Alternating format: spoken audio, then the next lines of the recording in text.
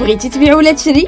سهله مهله مع افيدا. عندك شي بيسي بغيتي تبيعو ولا قررتي تشري طوموبيلتك؟ ما عليك غير تبع معنا هذا الفيديو. في حالة ما كنتي بغيتي تبيع شي منتوج تليفون، بيسي، موتور او طوموبيل، اول حاجه ديرها هي تدخل من 3 حتى 8 تصاور يكونوا واضحين وباينين، ومن بعد غتدخل سميت المنتوج، مثلا كتكتب بيسي بورطابل وكتكوشي الخانه ديال البيع. في المرحله الثالثه كتدخل سميت مدينتك وكدير الحاله ديال المنتوج، من بعد تختار عنوان الاعلان ديالك وكتزيد التفاصيل على المنتوج في الخانه ديال الوصف، ومن بعد كدير ثمن البيع يكون مناسب ومعقول، وفي الاخير كتسجل المعلومات ديالك الشخصيه بحال السميه، رقم الهاتف والبريد الالكتروني، وها الاعلان ديالك واجد. اما اذا كنتي كتقلب تشري شي منتوج القضيه اسهل، ما عليك غير تدخل لابليكاسيون، تمشي لخانه البحث وتختار المنتوج اللي بغيتي تشري. في هذا الفيديو غادي نقلبوا على شي طوموبيل، كنمشيو لبلاصه السيارات، كنختار المدينه والسيكتور اللي بغيت نبحث فيه، ومن بعد كنختار الماركه والموديل اللي بغيت، كنكليكيو على البحث وكيخرجوا لينا بزاف ديال الطوموبيلات اللي مطروحين للبيع في البلاصه اللي اختارينا. ودابا نقدروا نختاروا السياره اللي تناسبنا ونتواصلوا بمولاها. الو وي خويا، ديك الطوموبيل اللي حطيتي في افيتو فوقاش نقدر نجي نشوفها؟